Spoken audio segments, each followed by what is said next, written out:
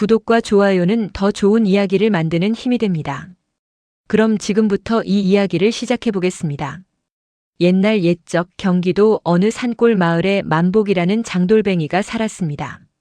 마당 한쪽에는 늙은 감나무 한 그루가 서 있었는데 해마다 열매는 실했지만 그 밑동에 무엇이 묻혀 있는지 아는 이는 아무도 없었습니다. 마을 사람들은 그저 오래된 나무려니 여기며 그 앞을 지나다녔지요. 만복의 집 안채에는 딸 채원이 있었습니다. 13살 동그란 눈에 야윈 볼을 가진 아이였습니다. 채원의 어미 보배는 열해 전 세상을 떠났고 이듬해 만복은 순덕이라는 여인을 새 아내로 맞았습니다. 순덕이 처음 이 집 문턱을 넘던 날 채원은 3살배기였습니다. 낯선 여인의 치마폭을 붙잡고 울던 아이가 이제는 어엿한 13살이 되었지만 두 사람 사이의 거리는 그날이나 지금이나 크게 다르지 않았습니다. 어머니라 부르라 하셨지만 저는 그냥 아주머니라고 부르는 게 편했습니다. 채원이 훗날 이렇게 털어놓았을 만큼 순덕과 채원 사이에는 늘 서늘한 거리가 있었습니다. 순덕은 밥상을 차려도 채원 앞에 먼저 놓는 법이 없었고 아이가 아파 끙끙 앓는 밤에도 이마 한 번 짚어주지 않았습니다. 채원의 옷이 해지면 새로 지어놓기는 했지만 그마저도 슬그머니 방문 앞에 놓아두고 갈 뿐이었습니다. 마을 안악들은 우물가에 모이면 그 얘기부터 꺼냈습니다. 저 여자 속으로는 딴 생각이 있는 게 틀림없어. 안 그러고서야 어찌 저리 무정할 수가 있나. 그러게 말이야. 3년을 한 집에 살면서 그 흔한 살가운 말 한마디를 못 들어봤다잖아. 불쌍한 건 저 어린 것이지. 친엄이 없는 서름도 서러운데. 이런 말들이 담을 넘어 채원의 귀에까지 흘러들었습니다. 그럴 때마다 채원은 입술을 꼭 깨물었습니다. 남들이 저를 불쌍히 여기는 것도 계모를 손가락질하는 것도 다 싫었지만 정작 왜 싫은지는 스스로도 알 수 없었습니다. 시할머니 역시 며느리를 곱게 보지 않았습니다. 그날 마당에서도 그랬습니다. 채원이 대돌에 걸려 넘어지자 순덕이 반사적으로 손을 뻗었는데 그 손이 채원의 팔에 닿기도 전에 시할머니가 먼저 뛰쳐나와 순덕의 손목을 잡아챈 것이었습니다. 순덕은 아무 대꾸도 하지 못했습니다. 그저 저고리 고름을 매만지며 방으로 들어갔지요. 그 뒷모습을 보며 시할머니는 혀를 찼습니다. 시할머니는 본디 손자녀에게는 한없이 다정했지만 며느리에게만은 유독 엄한 사람이었습니다. 젊어서 홀로 시집살이를 견뎌낸 세월 탓인지 새 며느리를 볼 때마다 자신도 모르게 날카로운 잣대를 들이대곤 했습니다. 그런 시할머니마저 순덕에게만은 유독 마음을 열지 못하고 있었던 것입니다. 저러니 내가 마음을 못 놓지. 그런데 이상한 일이 있었습니다. 그날 밤 채원은 잠결에 문틈으로 새어나오는 희미한 불빛을 보았습니다. 순덕의 방이었습니다. 살며시 다가가 문틈에 눈을 대어보니 순덕이 등잔불 아래 바느질을 하고 있었는데 그 손이 가늘게 떨리고 있었습니다. 바늘땀은 촘촘하고 고왔지만 순덕의 뺨 위로는 무언가 반짝이는 것이 소리 없이 흘러내렸습니다. 채원은 숨을 죽였습니다. 저 사람이 우는 것을 본 적이 있던가. 단 한 번도 없었지요. 낮에는 늘 무표정하고 화도 내지 않고 그저 묵묵히 집안일만 하던 사람이었습니다. 그런데 지금 아무도 보지 않는다고 믿는 그 자리에서 순덕은 소리 없이 울고 있었습니다. 순덕이 손에 쥔 것은 작은 옷감 조각이었습니다. 낡고 색이 바랜 그 천을 순덕은 몇 번이고 손끝으로 어루만졌습니다. 그러다 저고리 고름 안쪽에 다시 조심스레 넣고는 아무 일도 없었다는 듯 바늘을 집어들었습니다. 이튿날 아침 채원은 그 일을 아무에게도 말하지 못했습니다. 대신 마음속에 작은 물음표 하나가 자리를 잡았습니다. 저 사람은 정말 나를 미워하는 걸까 아니면 무언가 다른 이유가 있는 걸까? 그 무렵 시할머니가 우물가에서 채원의 머리를 빗겨주며 나직이 말했습니다. 채원아, 정이란 것이 말이다. 소리내어 뽐내는 것이 아니라 아무도 모르게 다 내어주는 것이니라. 채원은 그 말이 무슨 뜻인지 알지 못했습니다. 그저 흘려들었을 뿐이었지요. 할머니, 그게 무슨 말씀이세요? 때가 되면 알게 될 게다. 또 그러신다. 할머니는 늘 그렇게 알쏭달쏭하게만 말씀하세요. 시할머니는 옅게 웃을 뿐 더 말하지 않고 빗질만 계속했습니다. 채원은 고개를 갸웃거리다 이내 다른 생각에 빠졌습니다.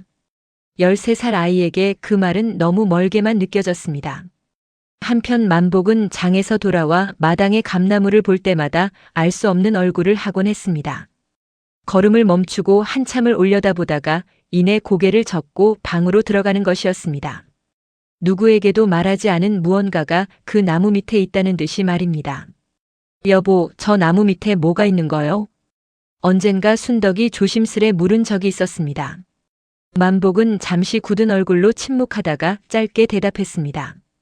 때가 되기 전엔 묻지 마시오. 그 뒤로 순덕은 다시는 그 이야기를 꺼내지 않았습니다. 채원은 그런 아버지의 표정도 계모와 아버지 사이에 오간 짧은 대화도 눈치채지 못한 채 그저 계모와의 서늘한 거리만을 하루하루 견디고 있었습니다. 그해 가을 채원의 혼담이 처음으로 오갔습니다. 이웃마을 훈장댁에서 사람을 보내와 15이 되면 아들과 혼약을 맺자는 뜻을 슬쩍 비친 것이었습니다. 만복은 흔쾌히 반겼지만 순덕의 낯빛은 미묘하게 굳었습니다. 채원은 그 표정을 보며 또다시 의문이 들었습니다. 계모가 못마땅해 하는 것인지 아니면 다른 근심이 있는 것인지 도무지 알 수 없었습니다. 채원이 혼사가 잘 되면야 우리 집안에도 좋은 일 아니오? 만복이 넌지시 물었을 때 순덕은 한참 만에야 짧게 대답했습니다. 때가 되면 알아서들 하시겠지요. 그 대답이 너무 건조해서 만복도 더는 캐묻지 못했습니다. 방을 나서던 순덕은 문지방을 넘으며 잠시 걸음을 멈추었습니다. 저고리 고름 위로 손이 무의식 중에 올라갔다가 이내 다시 내려왔습니다. 아무도 그 손짓의 의미를 알지 못했습니다. 며칠 뒤 시할머니는 마루에 앉아 콩을 고르며 채원에게 다시 한번 일렀습니다. 세상 사람들은 다 겉만 보고 말들을 하지. 우는 것도 안 보이고 애쓰는 것도 안 보이니 함부로 짓거리는 게야. 너는 커서도 그리 쉽게 남을 판단하는 사람은 되지 말거라. 할머니는 아시는 게 있으신 거죠? 그런데 왜 저한테는 말씀을 안 해주세요? 채원이 다그쳐 물었지만 시할머니는 그저 콩 고르던 손을 멈추지 않았습니다. 내 입으로 할 얘기가 아니다. 언젠가 내 눈으로 직접 보게 될 날이 올 게야. 채원은 답답한 마음에 한숨을 내쉬었습니다. 어른들은 늘 이런 식이었습니다. 무언가를 알면서도 감추고 때가 되면 알게 된다는 말로 얼버무리기 일쑤였지요. 채원은 그 말을 마음 한구석에 밀어넣은 채 다시 평소와 같은 하루를 이어갔습니다. 그날 오후 채원은 마을 서당 앞에서 또래 아이들과 함께 놀다가 문득 한 친구의 말에 마음이 무거워졌습니다. 우리 어머니는 내가 뭘 좋아하는지 다 아셔. 채원이 너희 어머니는 어떠셔? 채원은 순간 말문이 막혔습니다. 좋아하는 음식도 좋아하는 색깔도 순덕이 알고 있는지 스스로도 확신할 수 없었습니다. 글쎄 잘 모르겠어. 그 대답에 친구는 별 생각 없이 고개를 끄덕이고 다른 화제로 넘어갔지만 채원의 마음속에는 작은 생채기가 남았습니다. 집으로 돌아오는 길 채원은 애써 그 서운함을 떨쳐내려 했지만 쉽지 않았습니다. 그날 저녁 채원은 부엌 앞을 지나다 순덕이 홀로 아궁이 앞에 앉아있는 모습을 보았습니다. 불빛이 순덕의 얼굴을 비추고 있었는데 그 표정이 여느 때와는 사뭇 달랐습니다. 무언가를 곱씹듯 입술을 달싹이다가 이내 작게 중얼거리는 소리가 새어나왔습니다. 조금만 더요. 조금만 더 견디면 되지 않습니까? 누구에게 하는 말인지 알 수 없었습니다. 채원은 그 자리에 얼어붙은 듯 서 있다가 순덕이 고개를 돌리기 전에 황급히 자리를 피했습니다. 가슴이 이상하게 두근거렸습니다. 저 사람은 대체 누구와 대화를 하고 있었던 걸까? 채원의 머릿속에는 그날 밤 문틈으로 보았던 순덕의 눈물과 방금 들은 알 수 없는 혼잣말이 겹쳐지며 좀처럼 떠나지 않았습니다. 그런데 이 집안에는 겉으로 보이는 것과는 전혀 다른 사연이 뿌리 깊이 묻혀 있었습니다. 그것은 10년 전 이 마당에서 시작된 일이었습니다. 아무도 입 밖에 내지 않았지만 감나무 아래에도 순덕의 저고리 고름 안에도 저마다의 무게로 그 사연이 조용히 잠들어 있었습니다. 며칠 뒤 만복의 누이 윤덕이 친정집에 들렀습니다. 40을 넘긴 윤덕은 목소리가 크고 걸음이 빨랐으며 한번 마음먹은 일은 끝까지 밀어붙이는 성격이었습니다. 마당에 들어서자마자 윤덕은 감나무부터 힐끗 올려다보았습니다. 오라버니, 저 나무 아직도 그대로 두었소? 진작 해내고 텃밭이나 넓히라 했더니 거긴 손대지 마라 하지 않았느냐. 만복이 딱 잘라 말하자 윤덕은 입을 삐죽였습니다. 그러다 마침 마당을 가로지르던 채원을 보고는 반색하며 다가갔습니다. 아이고, 우리 채원이 많이 컸구나. 얼굴이 좀 상한 것 같기도 하고. 밥은 잘 챙겨 먹니? 네, 고모. 저 새어미가 밥은 제대로 차려주고. 채원은 그 물음에 선뜻 답하지 못했습니다. 밥은 꼬박꼬박 차려졌지만 그 밥상에 살가운 말 한마디 곁들여진 적은 없었습니다. 그 미묘한 차이를 13살 아이가 어떻게 설명할 수 있었을까요?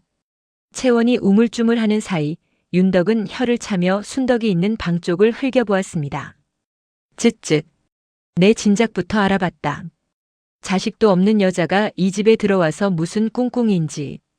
이 마을에서 순덕의 일상은 늘 비슷했습니다. 새벽같이 일어나 물을 길어오고 아침상을 차리고 만복이 장에 나가면 밭일을 거들었습니다. 저녁이면 설거지를 하고 빨래를 개켰지요. 그러다 밤이 깊으면 홀로 방에 앉아 무언가를 골똘히 하곤 했는데 그것이 무엇인지는 아무도 몰랐습니다. 채원조차도 그날 밤 우연히 엿본 것 말고는 짐작하는 바가 없었습니다. 성님은 그래 요즘도 그리 말이 없으시오? 윤덕이 부엌 앞에서 마주친 순덕에게 물었습니다. 순덕은 잠시 손을 멈추었다가 고개를 숙였습니다. 별일 없습니다, 형님. 별일이 없다니. 채원이 혼담이 오가는 마당에 새엄이 된 사람이 그리 무심해서야 되겠소? 사람들이 다 뭐라 하는지는 아시오? 순덕은 대답하지 않았습니다. 그저 손에 든 그릇을 마저 씻을 뿐이었습니다. 그 침묵이 윤덕의 눈에는 더욱 수상쩍게 비쳤습니다. 저것 보게. 뭐라 물어도 대답 한마디를 안 해. 저러니 사람들이 딴 생각한다고 하지. 윤덕은 혼잣말처럼 중얼거리며 자리를 떴습니다. 그러나 그 말은 결코 혼잣말로 끝나지 않았습니다. 며칠 지나지 않아 윤덕은 이웃 마을 안악들에게까지 그 이야기를 옮기기 시작했습니다. 글쎄, 우리 오라버니네 새색시 말이야. 10년 가까이 저러고 사는데 그 속을 통 알 수가 없다니까. 내 짐작에는 필시 뭔가 감추는 게 있는 게야. 재산이든 뭐든. 이런 소문은 물처럼 퍼져나가 결국 채원의 혼담을 논의하던 훈장댁 귀에까지 들어가게 됩니다. 하지만 아직 채원도 순덕도 그 소문의 무게를 실감하지 못하고 있었습니다. 한편 채원에게는 오래전부터 품어온 결핍이 하나 있었습니다.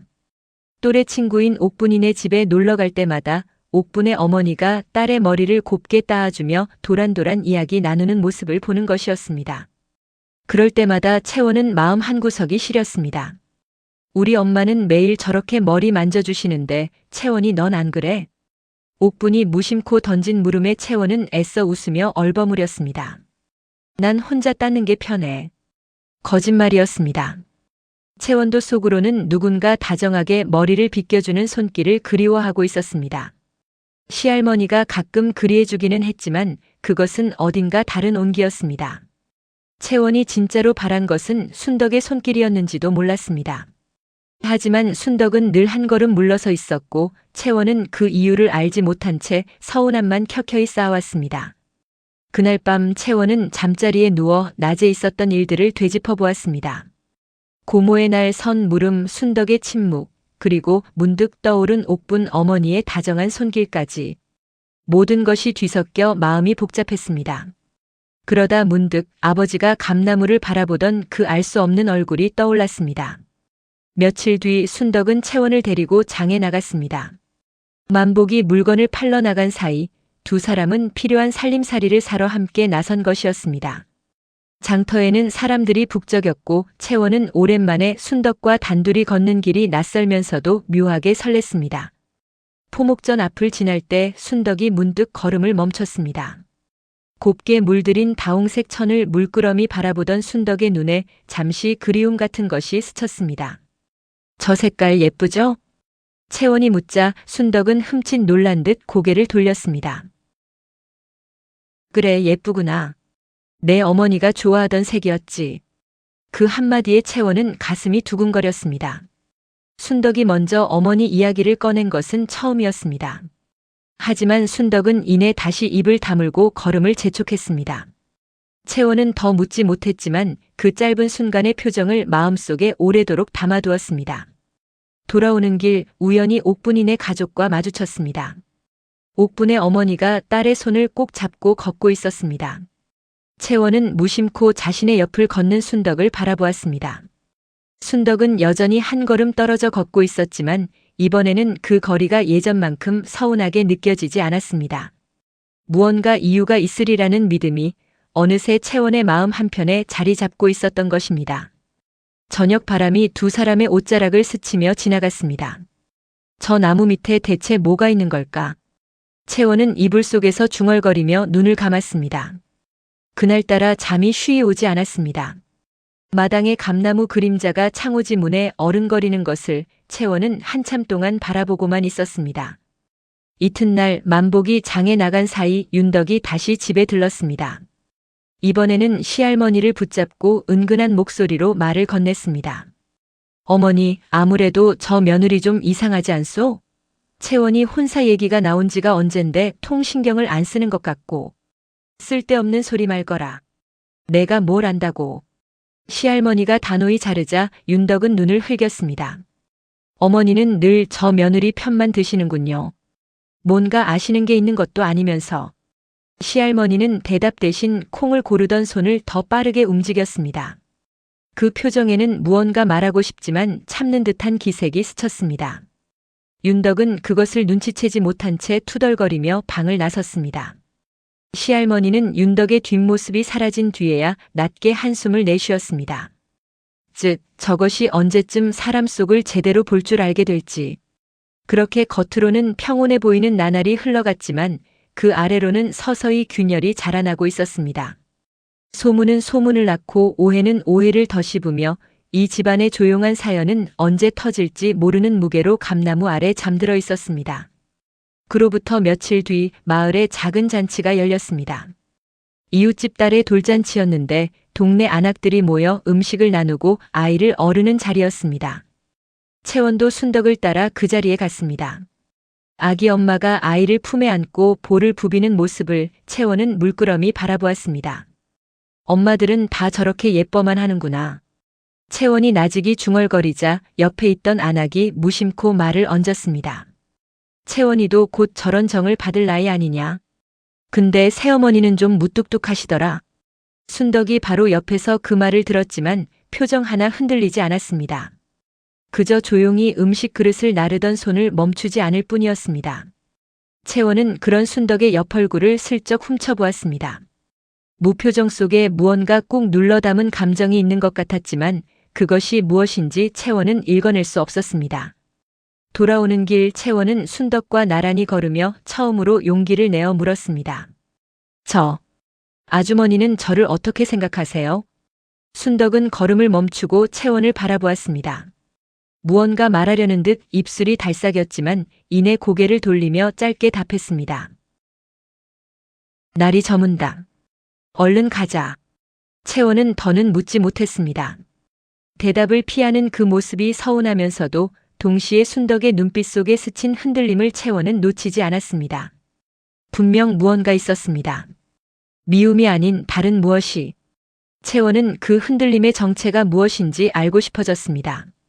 집으로 돌아온 뒤 채원은 마루에 걸터앉아 저물어가는 하늘을 바라보았습니다. 감나무 잎사귀 사이로 노을이 붉게 물들고 있었습니다. 채원은 그 풍경을 보며 생각했습니다. 어쩌면 저 나무 아래 묻힌 것과 아주머니가 감추고 있는 것이 서로 이어져 있는 것은 아닐까. 아직은 막연한 짐작이었지만 그 물음은 채원의 마음속에서 점점 또렷한 형체를 갖춰가고 있었습니다. 채원은 그 풍경을 보며 생각했습니다. 어쩌면 저 나무 아래 묻힌 것과 아주머니가 감추고 있는 것이 서로 이어져 있는 것은 아닐까. 아직은 막연한 짐작이었지만 그 물음은 채원의 마음속에서 점점 또렷한 형체를 갖춰가고 있었습니다. 그날 밤 채원은 이상한 꿈을 꾸었습니다. 흰 저고리를 입은 여인이 감나무 아래 서서 채원을 가만히 바라보고 있었습니다. 얼굴은 또렷하지 않았지만 그 눈매만은 이상하리만치 낯익었습니다. 엄마? 채원이 다가가려 하자 여인은 손을 들어 자신의 저고리 고름을 가리켰습니다.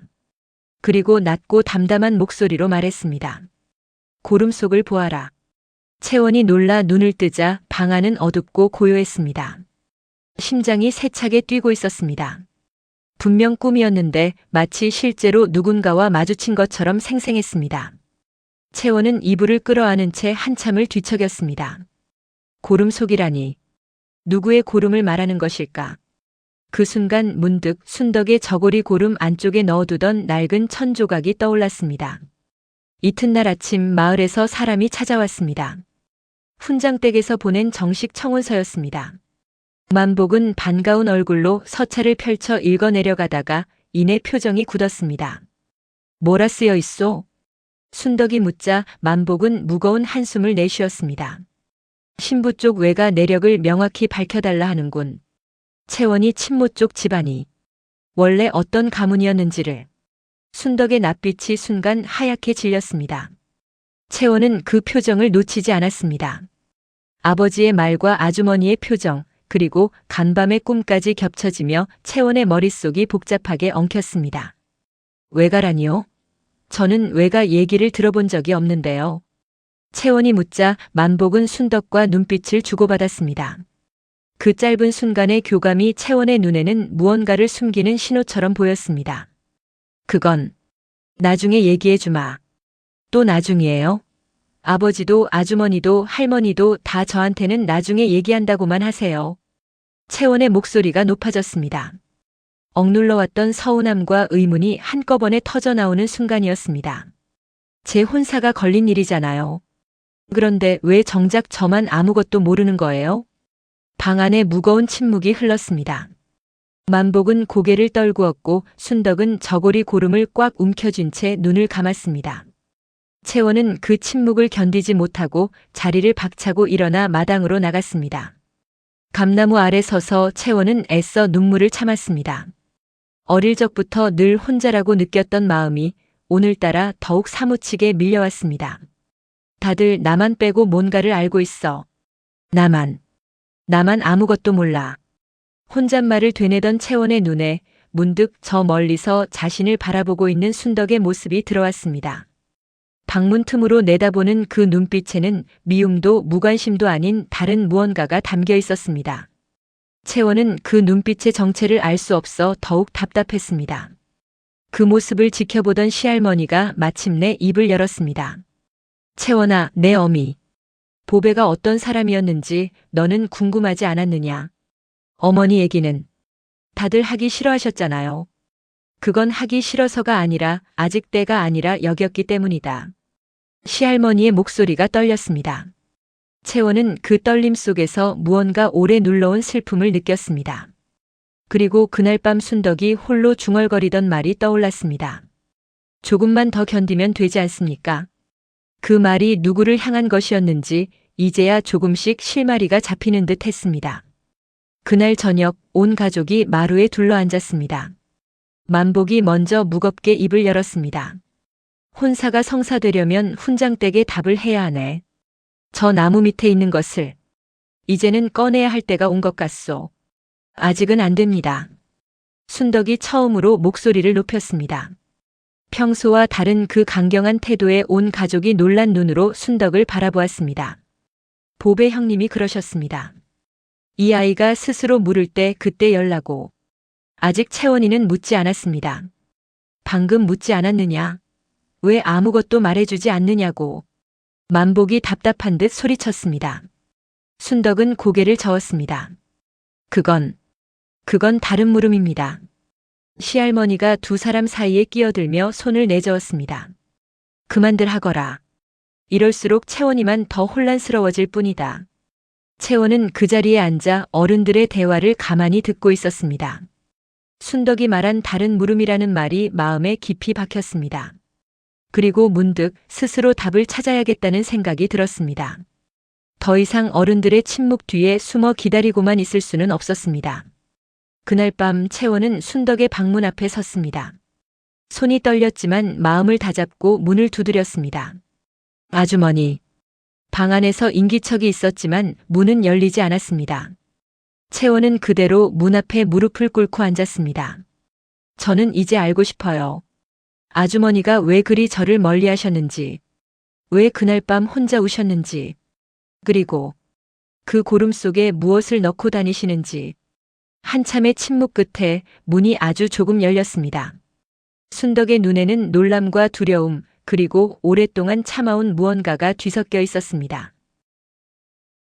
내가 그것을 얻지 않으냐. 꿈에서 어머니가 알려주셨어요. 고름 속을 보라고. 순덕의 몸이 휘청였습니다.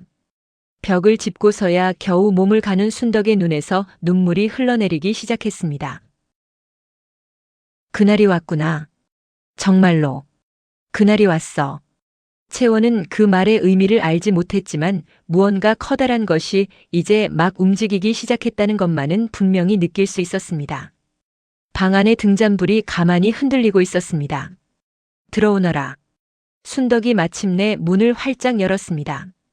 채원이 조심스레 방 안으로 들어서자 순덕은 자리에 앉아 한참 동안 말을 잇지 못했습니다. 열 손가락을 마주 쥐었다 풀었다 하며 무슨 말부터 꺼내야 할지 고민하는 기색이 역력했습니다. 채원아, 내가 너에게 냉정했던 것은 미워서가 아니었다. 그럼 왜 그러셨어요? 내 어머니가 세상을 뜨기 전에 나에게 부탁을 하셨다. 하지만 그 얘기는 지금 다 할 수가 없구나. 저 나무 아래 있는 것을 열어야만 온전히 말해줄 수 있는 이야기다. 채원은 입술을 깨물었습니다.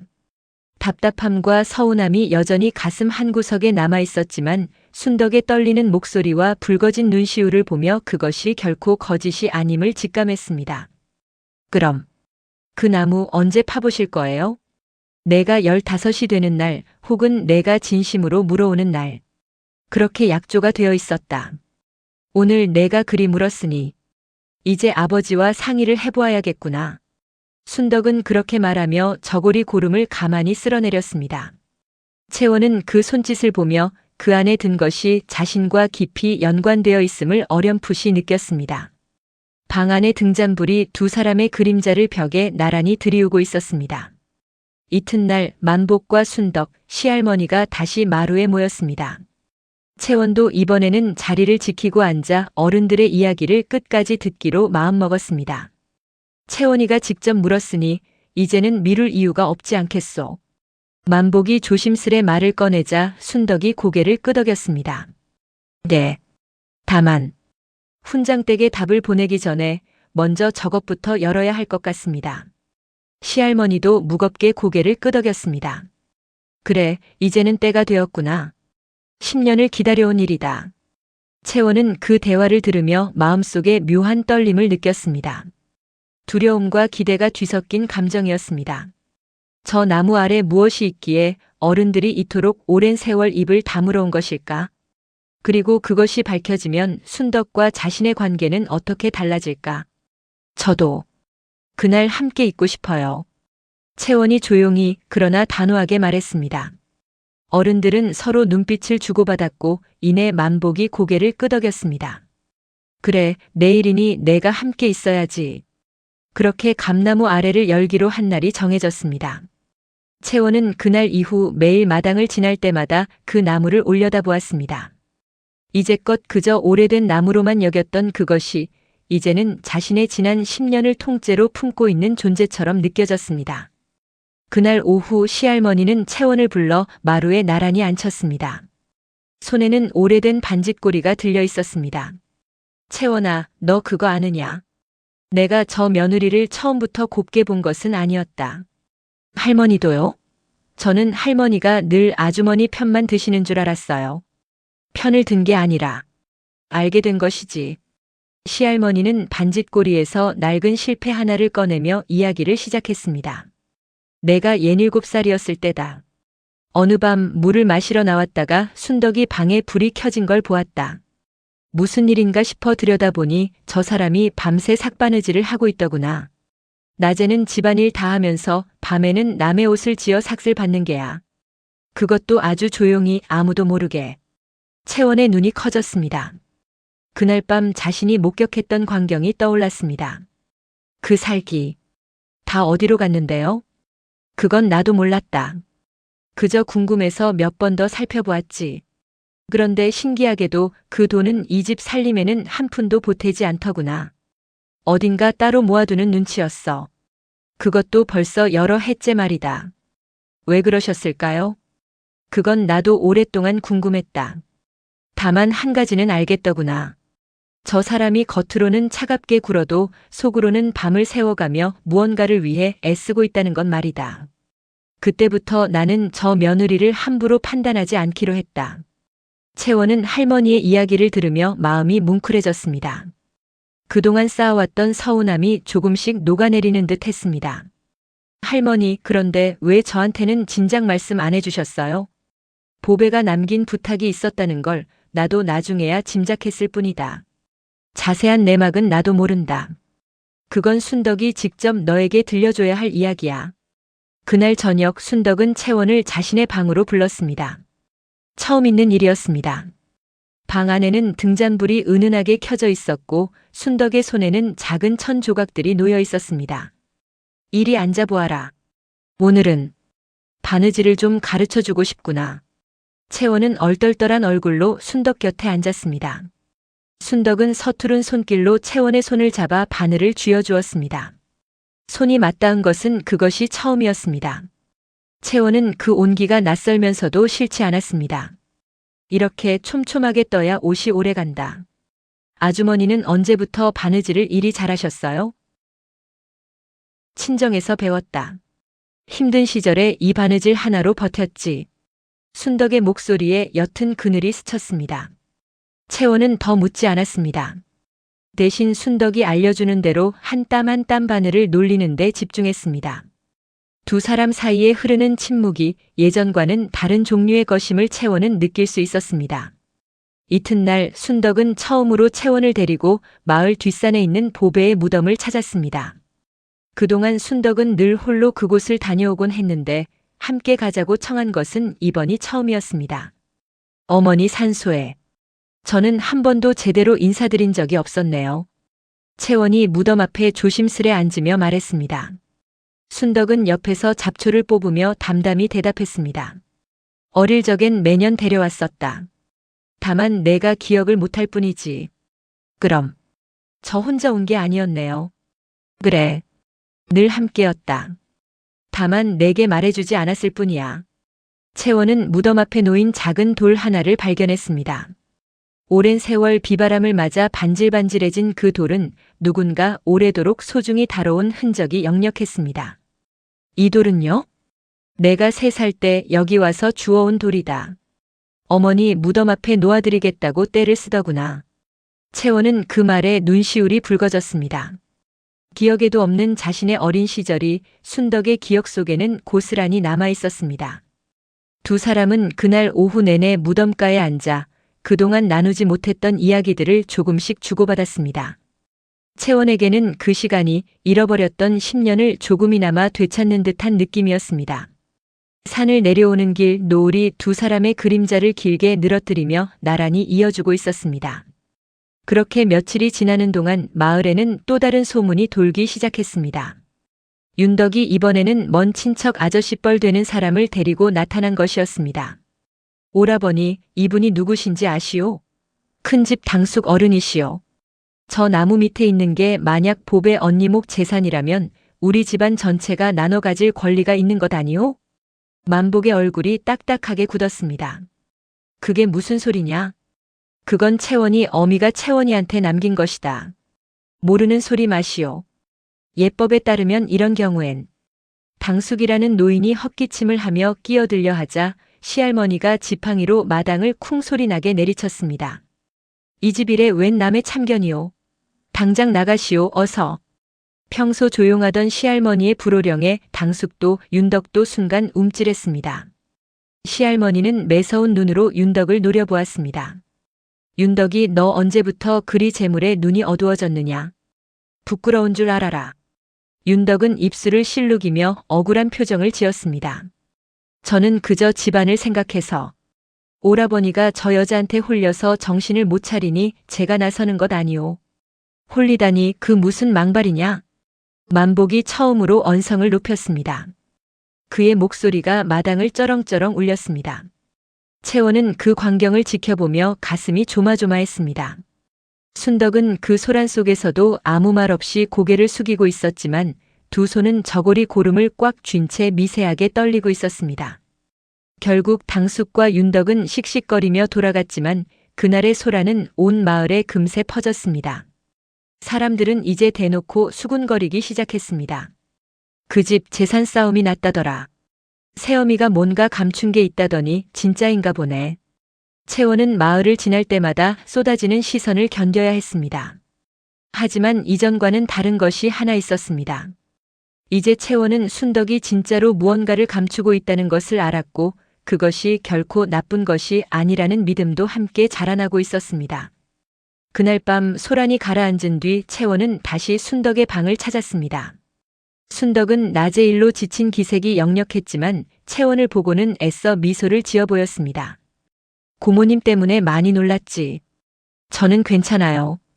그것보다 아주머니가 걱정돼요. 계속 저러시면 어떡해요? 순덕은 잠시 놀란 얼굴로 채원을 바라보았습니다. 걱정이라는 말을 채원의 입에서 듣는 것은 처음이었습니다. 나를 걱정해 준다고? 당연하죠. 요즘은 아주머니가 예전처럼 멀게 느껴지지 않아요. 순덕의 눈시울이 붉어졌습니다. 애써 참으려는 듯 고개를 숙였다가 다시 들어 채원을 마주 보았습니다.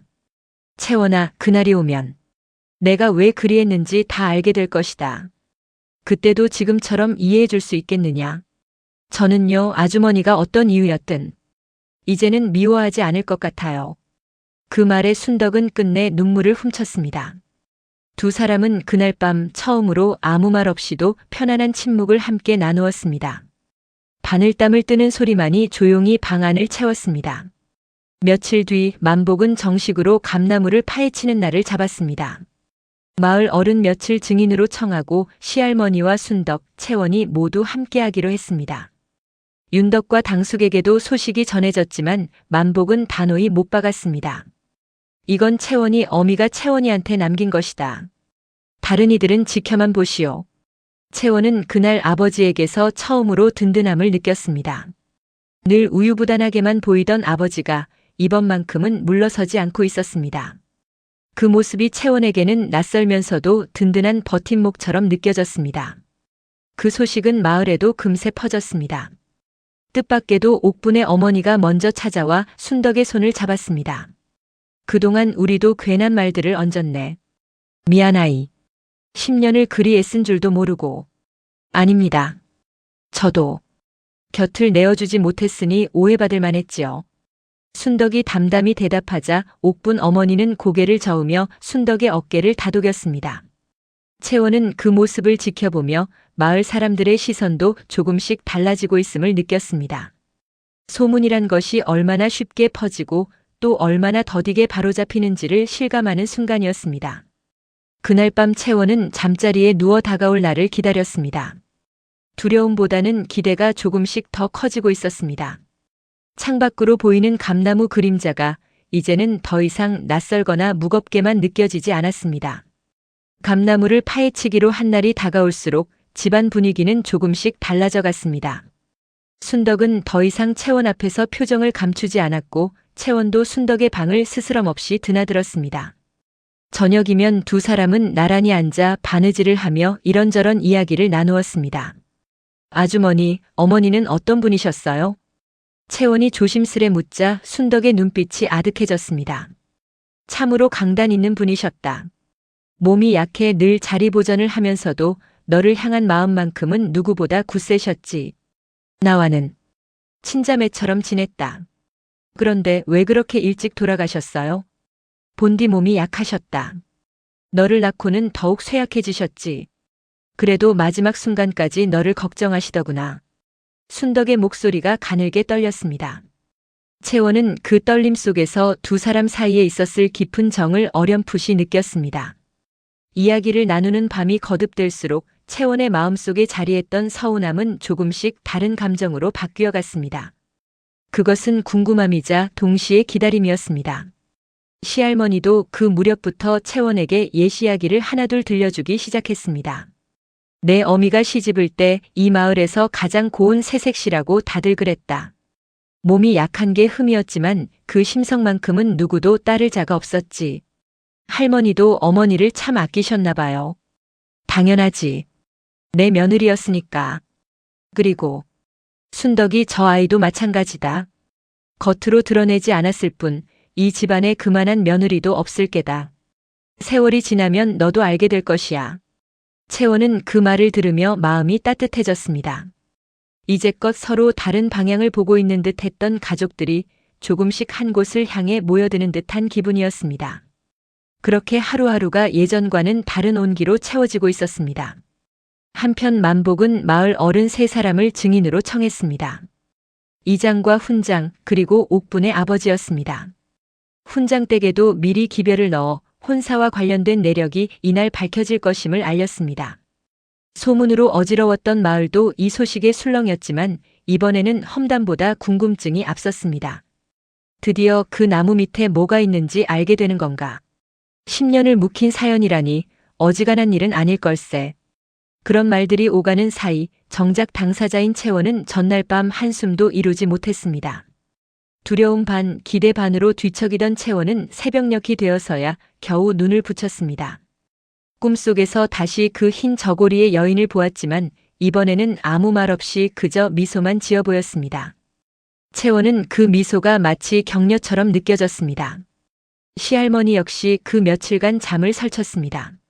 10년을 품어온 비밀이 마침내 세상에 드러나는 날이었으니 그 감회가 남다를 수밖에 없었습니다. 시할머니는 새벽같이 일어나 정한수를 떠놓고 가만히 손을 모았습니다. 보배야, 내가 지켜온 세월이 오늘 결실을 맺는구나. 부디 하늘에서 지켜봐다오. 그 작은 소망이 하늘에 닿기를 바라며 시할머니는 오래도록 그 자리에 서 있었습니다. 드디어 약속한 날이 밝았습니다. 아침부터 마당에는 사람들이 하나둘 모여들었습니다. 만복이 삽을 들고 감나무 앞에 섰고 순덕과 채원, 시할머니가 그 곁에 나란히 섰습니다. 윤덕도 소식을 듣고 찾아와 한쪽 구석에 서 있었는데 평소와 달리 말이 없었습니다. 자, 이제 시작하겠소. 만복이 흙을 파기 시작했습니다. 삼날이 땅속을 파고들 때마다 마당에는 무거운 정적이 흘렀습니다. 채원은 두 손을 꼭 쥔 채 그 광경을 지켜보았습니다. 옆에 선 순덕의 손도 가늘게 떨리고 있었습니다. 한참을 파던 만복의 삽 끝에 무언가 단단한 것이 닿았습니다. 찾았소. 만복이 소리쳤습니다. 사람들이 웅성거리며 모여들었습니다. 만복이 조심스레 흙을 걷어내자 기름종이로 겹겹이 쌓인 나무함이 모습을 드러냈습니다. 만복은 그것을 조심스레 꺼내 마루 위에 올려놓았습니다. 자, 이제 열어보자꾸나. 시할머니가 나직이 말했습니다. 만복이 봉인된 끈을 풀고 함을 열자 안에는 몇 장의 서찰과 작은 폐물 몇 가지 그리고 곱게 개켜진 베네저고리 한 벌이 들어있었습니다. 가장 위에 놓인 서찰에는 낯익은 필체로 이렇게 쓰여 있었습니다. 채원에게. 채원의 손이 떨렸습니다. 순덕이 그 서찰을 조심스레 집어 채원에게 건넸습니다. 이건 내가 직접 읽어야 할 것 같구나.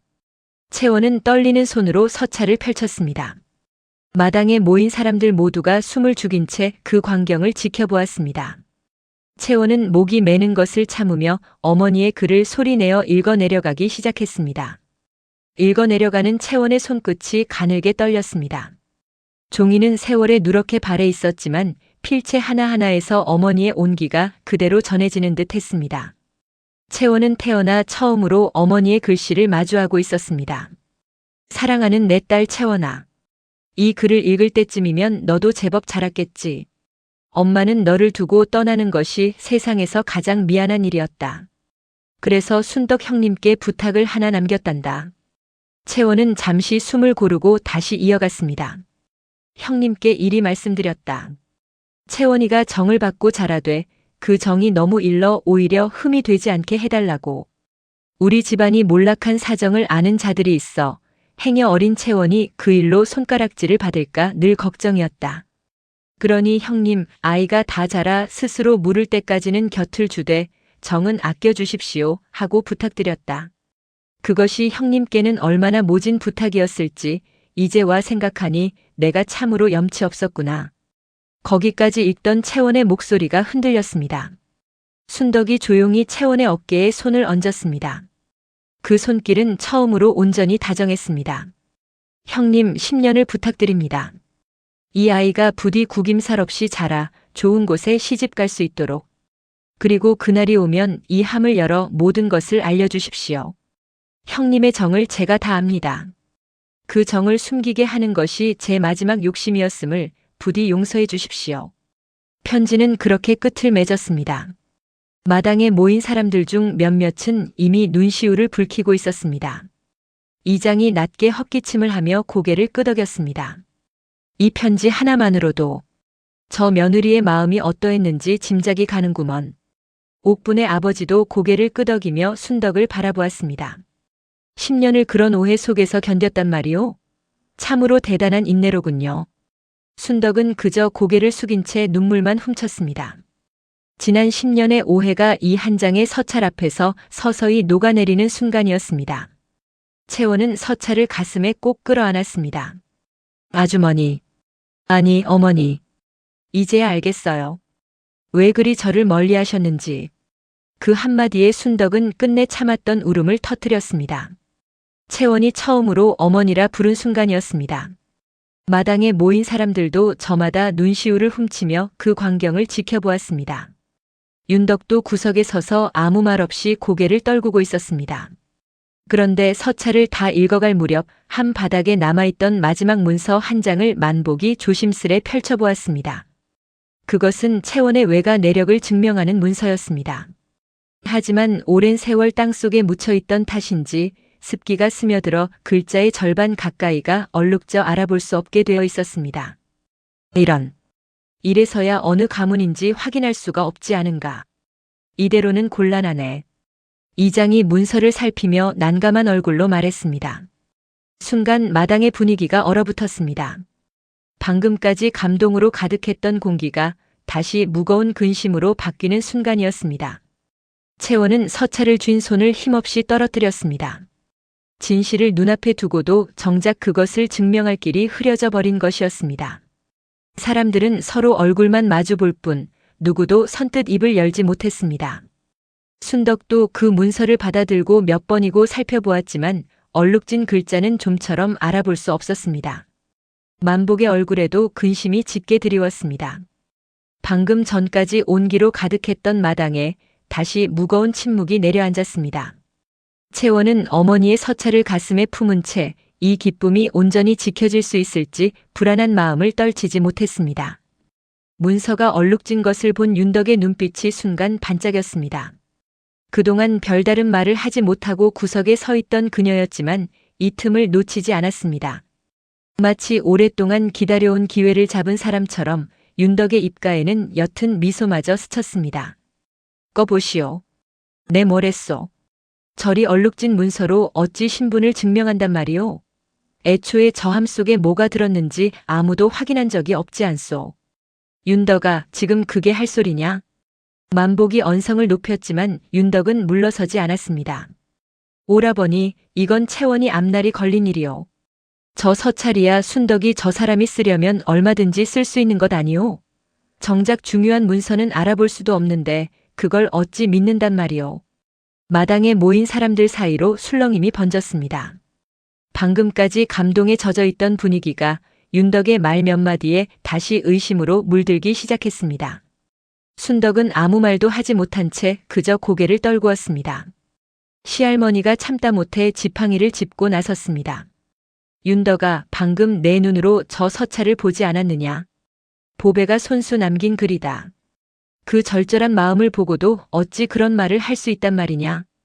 어머니는 늘 저 며느리 편만 드시니 하는 말씀이지요. 저는 그저 사실을 말씀드리는 겁니다. 이장도 곤란한 얼굴로 끼어들었습니다. 편을 가르자는 게 아니라 혼사에는 근본이 중요한 법이니 신중을 기하자는 뜻으로 들립니다. 그 말에 마당의 분위기는 더욱 무겁게 가라앉았습니다.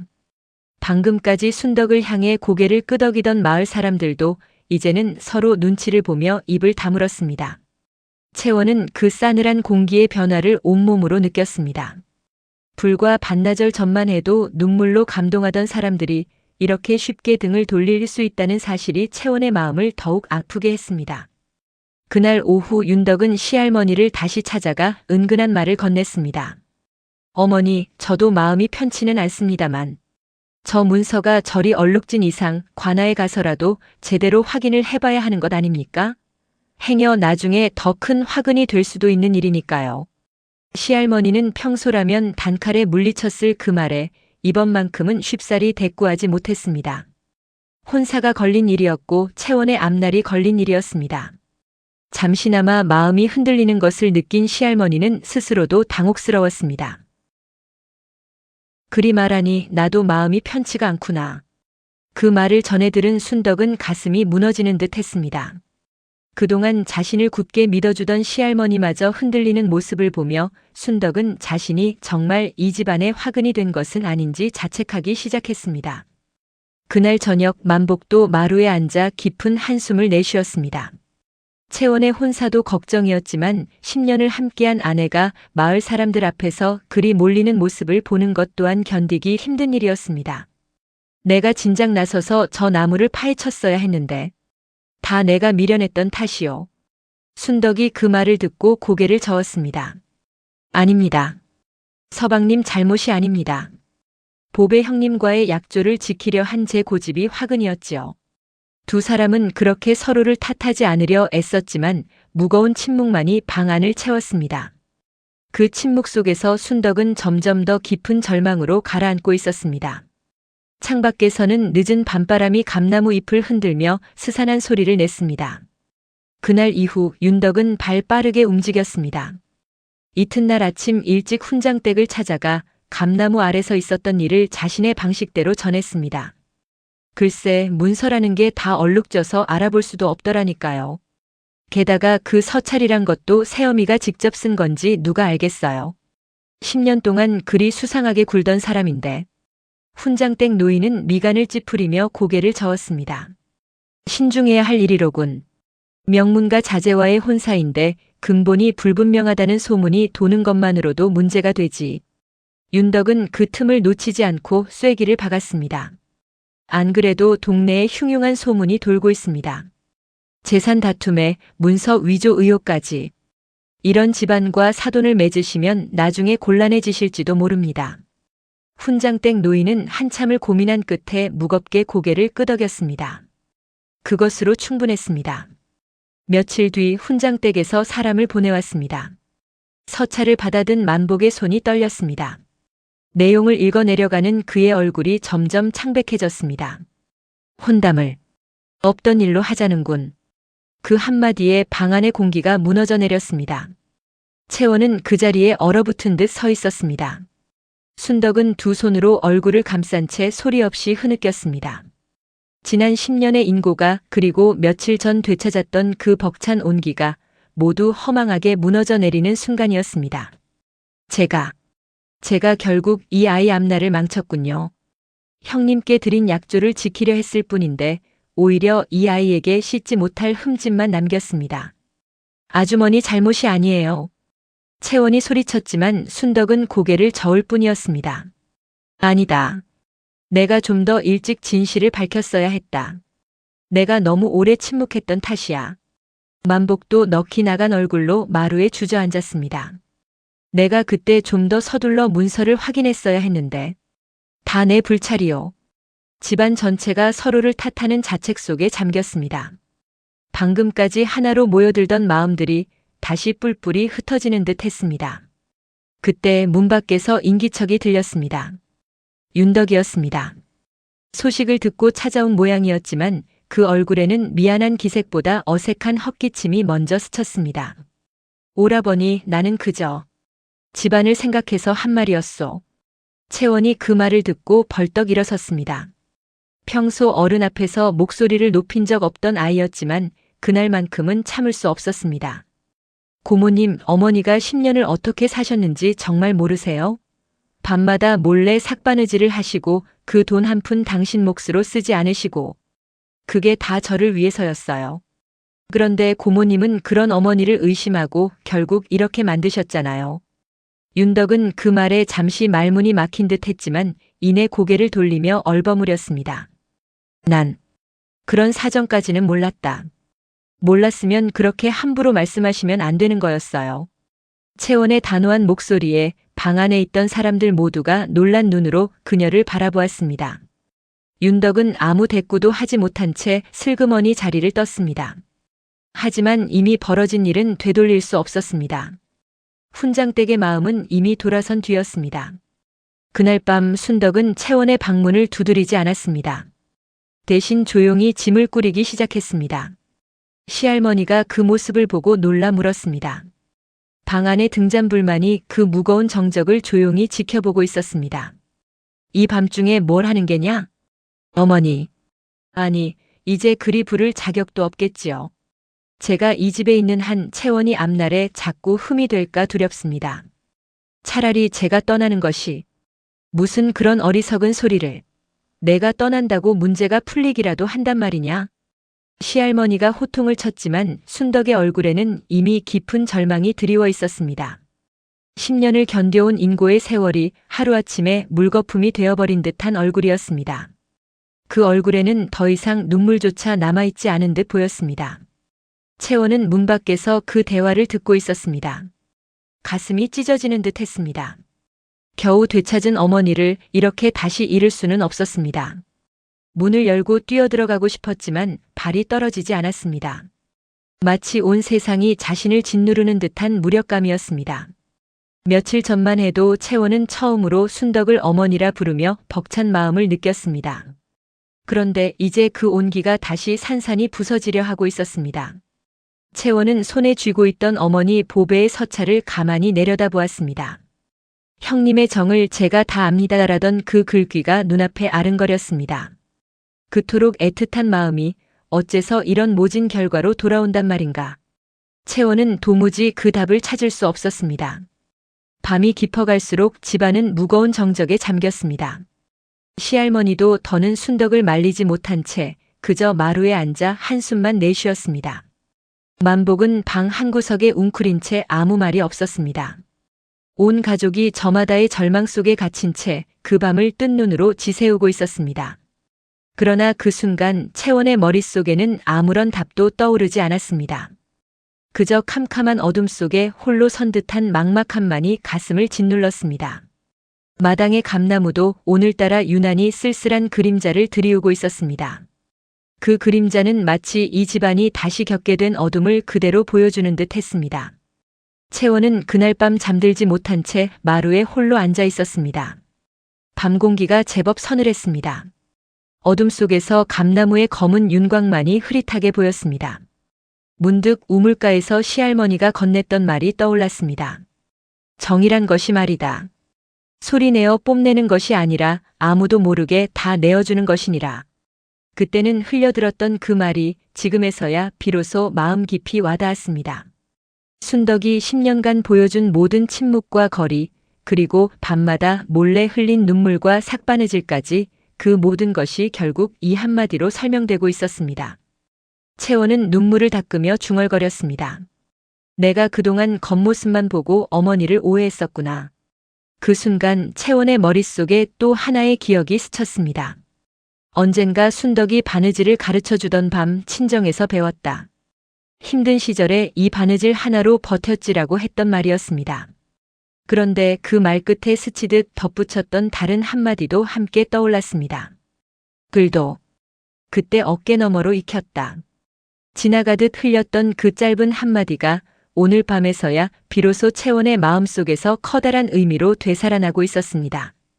당시에는 무심코 흘려들었던 그 말이 이제는 번쩍이는 실마리처럼 느껴졌습니다. 순덕이 그를 안다면 혹시 그 문서를 어딘가에 옮겨 적어두지는 않았을까. 채원은 벌떡 일어나 순덕의 방으로 달려갔습니다. 문을 열자 짐 보따리를 앞에 둔 순덕이 놀란 얼굴로 채원을 돌아보았습니다. 채원아, 이 밤중에 어머니 여쭤볼 게 있어요. 어머니 그를 아시죠? 혹시 그 문서를 예전에 한 번이라도 옮겨 적어두신 적 없으세요? 순덕의 눈이 크게 흔들렸습니다. 한참을 멍하니 채원을 바라보던 순덕이 이내 떨리는 손으로 반짓골이 깊숙한 곳을 뒤지기 시작했습니다. 그러고 보니 그러고 보니 있다. 함을 묻기 전 혹시 몰라 그 문서를 통째로 베껴 적어둔 적이 있었어. 그리고 그걸 잊고 있었구나. 순덕은 반짓고리 밑바닥에서 기름종이에 쌓인 작은 종이 뭉치를 꺼냈습니다. 10년의 세월에 색이 바래긴 했지만 글자만은 또렷했습니다. 보배 형님이 눈을 감기 전 혹시 문서가 상하거나 잃어버릴까 걱정하셔서 내게 베껴두라 하셨었다. 그런데 그 후로 한 번도 열어본 적이 없어서 까맣게 잊고 있었어. 채원은 그 종이를 받아들고 눈물이 왈칵 쏟아졌습니다. 어머니, 이거면 되는 거죠? 그런 것 같구나. 하지만 순덕은 잠시 망설였습니다. 이미 훈장댁에서는 마음이 돌아섰을 텐데 이걸 가지고 간다 한들 믿어줄지 모르겠구나. 그래도 가만히 앉아 있을 수는 없어요. 내일 다시 찾아가요. 어머니와 저 함께요. 순덕은 채원의 단호한 눈빛을 바라보다가 마침내 고개를 끄덕였습니다. 짐 보따리를 다시 풀어 헤치는 순덕의 손길에는 조금 전까지의 절망 대신 새로운 결의가 담겨 있었습니다. 이튿날 아침 순덕과 채원, 만복, 시할머니는 함께 훈장댁을 찾아갔습니다. 마침 그 자리에는 소식을 듣고 달려온 윤덕과 마을 이장도 있었습니다. 이렇게 다시 찾아온 것은 어제 보여드리지 못한 것이 있어서입니다. 만복이 먼저 입을 열자 훈장댁 노인은 떨떠름한 얼굴로 자리를 권했습니다. 순덕이 품에서 베껴 적은 문서를 조심스레 꺼내 내밀었습니다. 이것은 10년 전 채원이 친모 보배가 세상을 뜨기 전 저에게 남긴 문서의 필사본입니다. 원본은 세월에 얼룩졌지만 이 필사본에는 그 내용이 고스란히 남아 있습니다. 이장이 문서를 받아 꼼꼼히 살피더니 놀란 얼굴로 고개를 들었습니다. 이것은 원본에 얼룩지지 않은 부분과 정확히 일치하는군요. 필체도 다르지 않고 관인이 찍힌 자리도 그대로입니다. 이 정도면 충분히 신빙성이 있습니다. 훈장댁 노인의 표정도 조금씩 누그러지기 시작했습니다. 그렇다면 이야기가 다르지. 그때 순덕이 다시 입을 열었습니다. 그리고 한 가지 더 보여드릴 것이 있습니다. 순덕은 저고리 고름을 풀어 그 안에 오랫동안 품어온 헝겊 조각을 꺼냈습니다. 이것은 채원이가 태어났을 때 입었던 베넷 저고리의 한 자락입니다. 보배 형님이 마지막 숨을 거두시며 제 손에 쥐어주신 것입니다. 10년 동안 단 하루도 몸에서 떼어놓은 적이 없습니다. 시할머니가 그 낡은 천을 받아 살피더니 눈물 젖은 목소리로 말했습니다. 이건 내가 기억한다. 보배가 채원이를 낳고 손수 지은 베넷 저고리다. 틀림없어. 그 순간 마당에 모여있던 사람들 사이로 낮은 탄식이 퍼졌습니다. 10년을 몸에 품어온 헝겊 한 조각과 필사본 한 장이 그 어떤 화려한 증표보다 더 확실한 진심의 증거가 되고 있었습니다. 이장이 윤덕을 향해 돌아섰습니다. 윤덕 아주머니, 어제 하신 말씀들은 다시 생각해 보셔야 할 듯합니다. 근거 없는 의심으로 애먼 사람 앞길을 막을 뻔하지 않았습니까? 윤덕의 얼굴이 붉어졌습니다. 함께 왔던 당숙도 슬그머니 고개를 돌리며 한 발 물러섰습니다. 나는 그저 집안을 생각해서 한 말이었소. 그 집안 생각한다는 것이 조카 며느리 10년 헌신을 짓밟는 것이었습니까? 시할머니의 매서운 물음에 윤덕은 아무 대답도 하지 못했습니다. 마을 사람들의 시선이 일제히 윤덕에게로 향했습니다. 그 자리에서 윤덕은 고개를 들지 못한 채 낮은 목소리로 겨우 입을 열었습니다. 미안하게 되었소. 내가 경솔했소. 훈장댁 노인이 마침내 고개를 끄덕였습니다. 이만하면 됐네. 내 그동안의 무례를 사과함세. 혼담은 예정대로 진행하도록 하지. 그 말에 채원은 순덕의 손을 와락 붙잡았습니다. 순덕의 눈에서 다시 눈물이 흘렀지만 이번에는 절망이 아닌 안도의 눈물이었습니다. 집으로 돌아오는 길 채원과 순덕은 나란히 걸었습니다. 감나무가 보이는 마당에 들어서자 채원이 걸음을 멈추고 순덕을 바라보았습니다. 어머니, 10년 동안 정말 고생 많으셨어요. 아니다. 오히려 내가 진작 마음을 다 보여주지 못해 미안하구나. 이제는 괜찮아요. 저는 다 알아요. 두 사람은 감나무 아래에서 오래도록 서로를 끌어안았습니다. 그런데 그 순간 마당에 서 있던 사람들 모두가 놀라운 광경을 목격했습니다. 계절에 맞지 않게 감나무 가지 끝에서 하얀 꽃 몇 송이가 피어난 것이었습니다. 세상에, 이 계절에 감나무 꽃이라니. 시할머니가 놀란 얼굴로 중얼거렸습니다.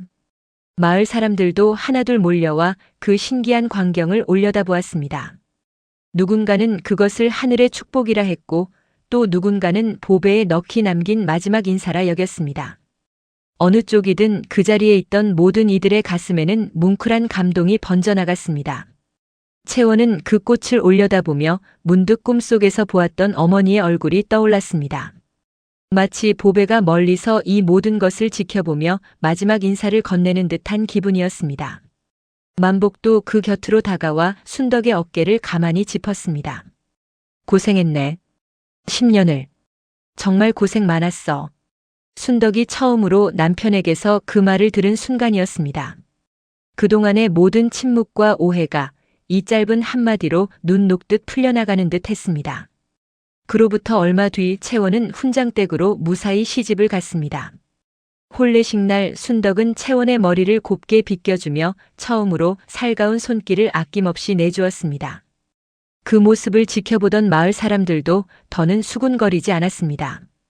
오히려 순덕의 10년 인고를 두고두고 이야기하며 그 깊은 정을 칭송했습니다. 혼례를 마치고 신행길에 오르기 전 채원은 순덕의 손을 마지막으로 꼭 잡았습니다. 어머니, 이제 자주 찾아뵐게요.